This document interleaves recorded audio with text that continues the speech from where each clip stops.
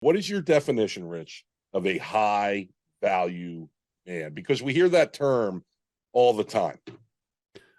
Again, I think it's that whole, you can't call yourself an alpha. You can't call yourself a high value man either.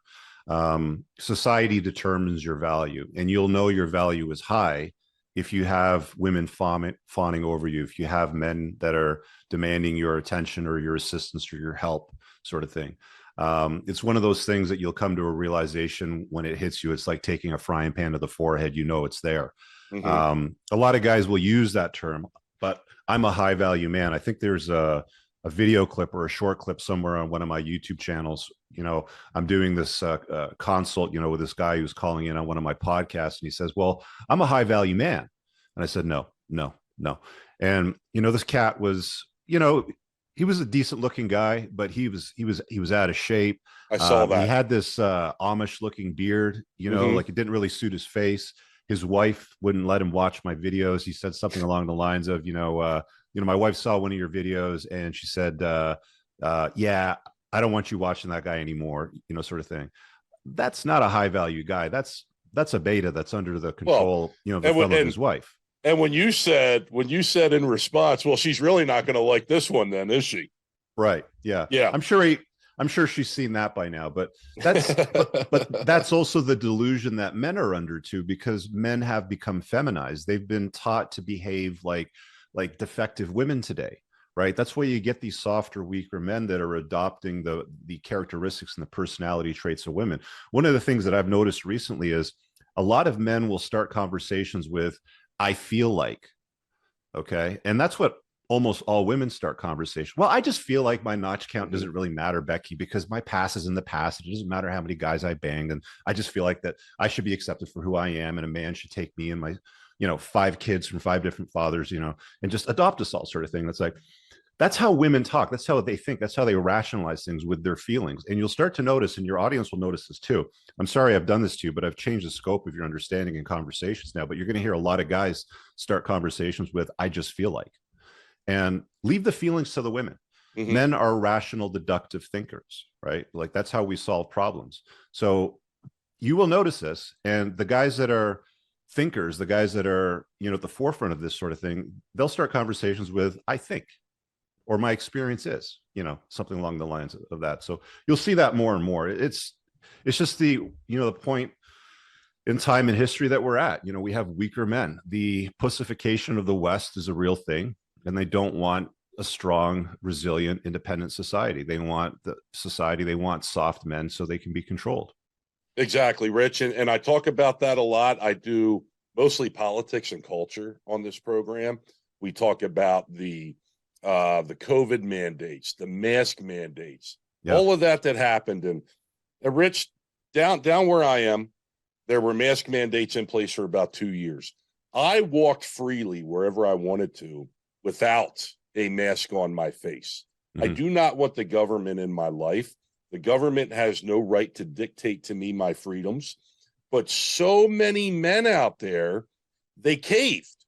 Mm-hmm. They caved, and you still see them driving alone in their car with a mask on. Mm-hmm. And I'm thinking to myself, Rich, our ancestors used to hunt bears with sticks. And now we have people driving around in cars by themselves with masks on. And I feel, and I'm sure you'll agree with me, this is the one time in history right now to where our country, our world, our entire system is being run by the softest, beta, most pussified men that ever walked the face of the earth. And why did we allow that to happen? I don't think that we allowed it to happen. It's it's the whole boiling of a frog in a pot. It doesn't know it's being boiled because it happens so slowly. The systematic pussification of the Western male is it's a combination of a number of things, right? Culture, even popular like sitcoms.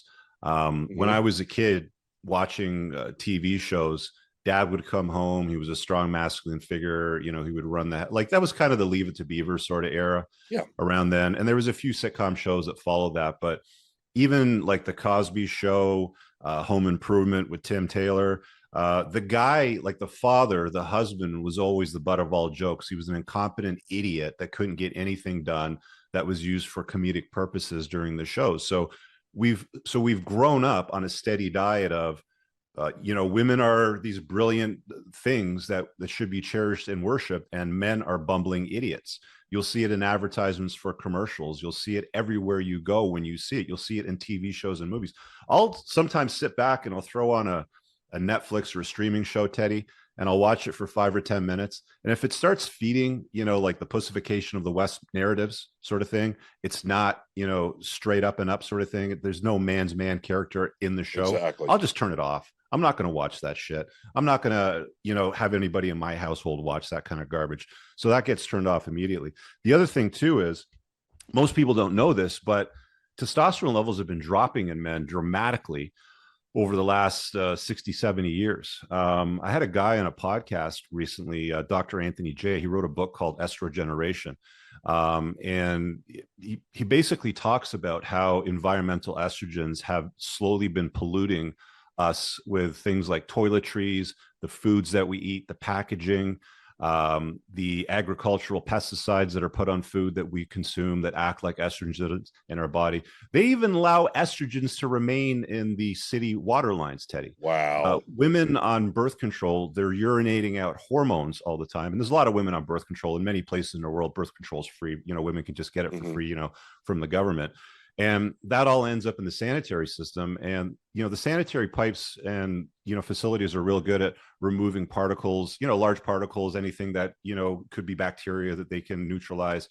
But hormones are tiny and they don't take them out. They can take them out, but they don't take them out. I actually asked him in one of the podcasts, I said, do these people at the facilities know that there's estrogen in the water? And he said, yeah, they know. So wow. they know it's in the water. Yeah.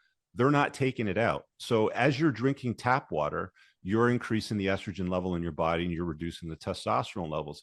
You can get that out of your water if you use a 5-stage reverse osmosis water filtration system, by the way. But I mean, like even well water, if you're in farm country and farmers are using pesticides like atrazine, that's going to, run off into your well water, and you're probably drinking atrazine, which is going to, convert into estrogen in your body. So there's a lot of problems out there that compound this narrative that's softening and weakening the Western male. And Rich, you touched on a book, The History of Marriage, and how things were completely different 150 years ago.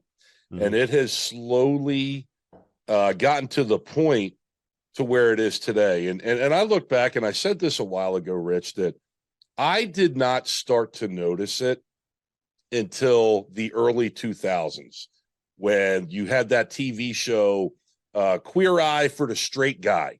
Right. And, everybody prancing around, going to hair salons to get their tips frosted. And again, like you say, in touch with your feelings. And I think that really ramped up the onslaught of the attack on masculinity. Going back the past 20 years, Rich, or 30. Yeah, 20, 30 years. What major things have you seen in the past 20, 30 years that have really amped up this onslaught on the masculinity attack? Man. Well, we talked about estrogeneration, we talked about media, Hollywood.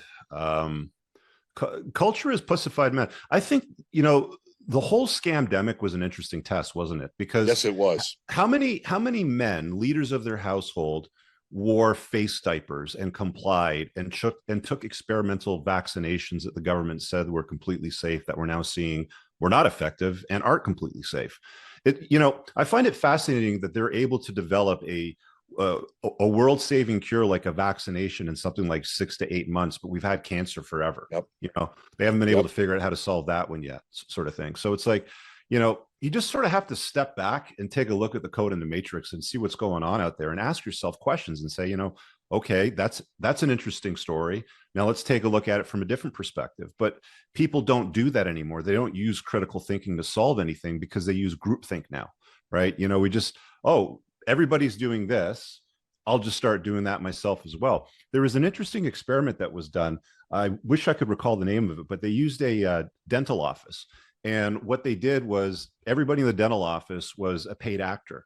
And, they had everything there, the coffee tables with, with the magazines and the water thing and the TV, with the news on, and the receptionist sitting behind the counter with all the, the files and everything but behind them. And the one person that came in, it was their first time there at the dental office, and they thought they were going in for treatment. What they did was every couple of minutes, they would play a loud beep. So they'd be sitting there doing their things, beep. And everybody would just put down their magazine, not look at the TV, and just stand up and do this. I saw that. Yeah. Go ahead. And it took this individual that was the placed object there, like the test subject. I think it was twice. And then by the third time, they got up and they followed didn't ask any questions. Why are we doing this? Like, nobody would talk. They would just stand up and sit down again and complied. And it was like, it only took a couple stabs at it. So I think that, I don't know. Look, is there some room full of powerful people that figured this out and they're like, let's pussify society? I don't even know if I'd give them that much credit. I just think that's probably just the direction that we're going in.